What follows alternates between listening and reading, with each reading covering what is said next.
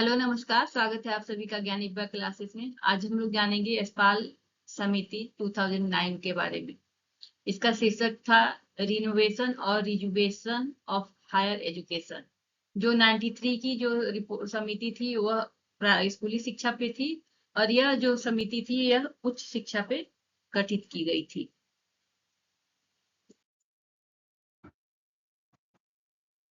इस समिति का गठन 2008 में हुआ था और इसने अपनी रिपोर्ट 2009 में प्रस्तुत की थी। इसका मुख्य उद्देश्य था भारत में उच्च शिक्षा की समीक्षा करना और इसमें संरचनात्मक सुधारों का सुझाव देना। रिपोर्ट का शीर्षक था उच्च शिक्षा का नवीकरण और पुनर्जीवन, जिसे रिनोवेशन और रिजुवेशन ऑफ हायर एजुकेशन अंग्रेजी में कहा जाता है। भारत में उच्च शिक्षा की समीक्षा और सुधारों के लिए सुझाव देने के लिए प्रोफेसर यशपाल की अध्यक्षता में एक बार फिर से 2008 में एक समिति गठन की गई।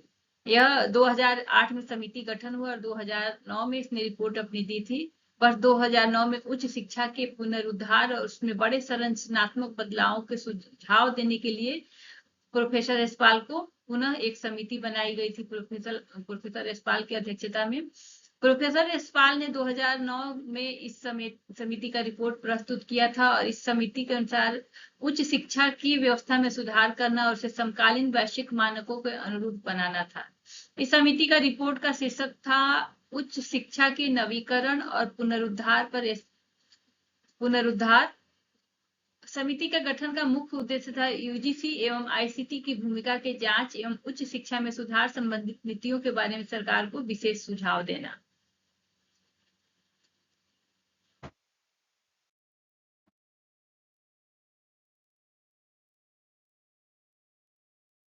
समिति ने अपनी कुछ प्रमुख सुझाव दी थी, जिसमें उन्होंने सबसे पहली बात की थी डीम्ड विश्वविद्यालयों को दर्जा देने वाली जो प्रणाली है उसमें परिवर्तन करने की बात कही थी तथा पूर्व में जो भी डीम्ड विश्वविद्यालय थी उनकी मान्यता अति शीघ्र रद्द करने की भी इन्होंने बात की।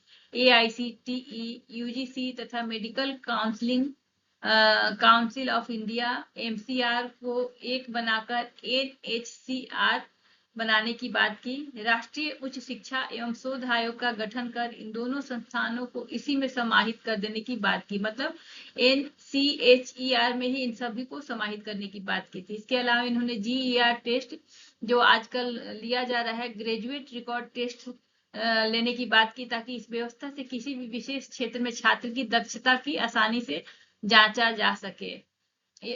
सभी बार जो है MCR और जो मेडिकल काउंसलिंग बार जो है और अन्य जो बार है उसको एक साथ करने की बात की। बीएड को स्पेशलाइजेशन 1 साल या 4 साल की बात की।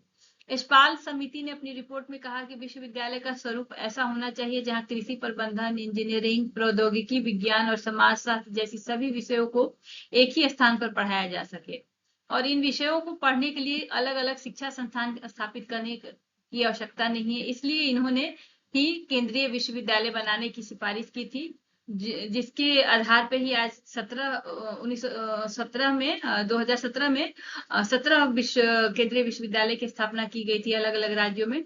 आयोग ने चुनाव आयोग की तर्ज पर उच्च शिक्षा एवं शोध आयोग को स्थापित करने का भी सुझाव दिया था। आयोग ने देश के उच्च शैक्षणिक संस्थान जैसे IIT एवं IIM को विश्वविद्यालय के रूप में विकसित करने की बात की तथा केंद्रीय विश्वविद्यालय को सभी तरह की शिक्षा प्रदान करने की बात की गई थी। इसके अलावा इन्होंने भारत में विदेशी विश्वविद्यालयों को खोलने की बात की, साथ ही विदेशी शिक्षाविद की आवश्यकता नहीं है। ऐसे में हम ऐसे शिक्षाविदों की आवश्यकता है जो हमारे प्रतिमान बच्चों के साथ के ज्ञान के संवर्धन में सहायक बन सके। इस प्रकार शिक्षा के क्षेत्र में भविष्य का रूपरेखा तैयार करने के लिए कमेटी बहुत अधिक प्रासंगिक है। इस रिपोर्ट को शिक्षा के क्षेत्र में जुड़े सभी घटक और हिस्सेदारियों में व्यापक विचार की बात का तैयार किया गया था और इसलिए इस रिपोर्ट में बच्चों को बेहतर महत्वपूर्ण भविष्य के साथ निवास तथ्यों को भी सिफारिश की गई थी। इनकी जो मुख्य सिफारिशें थी उसमें सबसे पहले था एकल नियामक निकाय, जिसे NCHER कहते हैं, जिसमें इन्होंने विश्वविद्यालय अनुदान आयोग, UGC, अखिल भारतीय तकनीकी शिक्षा परिषद, AICTE, और राष्ट्रीय अध्यापक शिक्षा परिषद एनसीटी जैसे अलग अलग नियामक निकायों को समाप्त करके सर्वोच्च एकल संस्था NCHER national commission of higher education and research का गठन किया जाए, ऐसी इन्होंने सिफारिश की थी।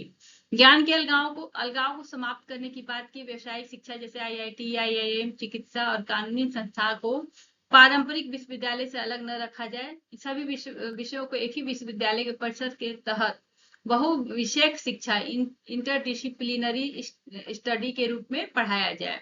विश्वविद्यालय की स्वायत्तता की इन्होंने बात की। उच्च शिक्षण संस्थानों को प्रशासनिक और शैक्षणिक मामलों में पूर्ण स्वायत्तता देने की बात की गई, ताकि वे बिना किसी राजनीतिक या सरकारी हस्तक्षेप के स्वतंत्र रूप से काम कर सके।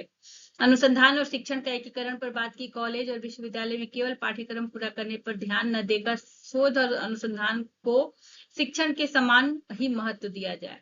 डीम्ड विश्वविद्यालय पर नियंत्रण की इन्होंने बात की। बिना कड़े मानकों के डीम्ड विश्वविद्यालयों को दर्जा देने की प्रथा पर तत्काल रोक लगाई जाए और वर्तमान में कार्यरत ऐसे संस्थानों को भी समीक्षा की जाए। विदेशी विश्वविद्यालय को प्रवेश की बात की। शीर्ष वैश्विक शिक्षण संस्थानों को भारत के कैंपस में स्थापित करने की अनुमति दी जाए, लेकिन उनके लिए नियम और शर्तें घरेलू जो यहाँ के नियम है उसके समान ही पारदर्शी होनी चाहिए। इस समिति का मुख्य बिंदु था, इसका मुख्य बिंदु है जो मुख्य उद्देश्य इसका था उच्च शिक्षा की गुणवत्ता बढ़ाना, विश्वविद्यालय की स्वायत्तता देना सुनिश्चित करना और बहु विषयक शिक्षा जिसे इंटरडिसिप्लिनरी या मल्टी डिसिप्लिनरी भी कहते हैं स्टडी को बढ़ावा देना। प्रमुख इसकी सिफारिशें थी। एकल नियामक संस्था एनसीएचईआर, यूजीसी, एनसीटीई, एआईसीटीई और एनसीटीई जैसे अलग अलग नियामक निकायों को समाप्त करके एक सर्वोच्च एकल संस्था की बनाने की सिफारिश की गई थी। विश्वविद्यालय को इसने महत्व दिया था। व्यवसायिक शिक्षा, इंजीनियरिंग, मेडिकल को विश्वविद्यालय की मुख्य धारा से जोड़ने और इन्हें अलग अलग मतलब मेडिकल कॉलेज अलग ना हो, इंजीनियरिंग कॉलेज अलग ना हो, बल्कि एक ही विश्वविद्यालय में इन्हें शिक्षा देने की बात की गई थी। अनुसंधान और शिक्षण की एकीकरण के लिए कॉलेज में केवल शिक्षण न होकर अनुसंधान पे भी बल दिया जाए, उसको भी समान महत्व दिया जाए। डीम्ड विश्वविद्यालय पर रोक की इन्होंने बात की थी।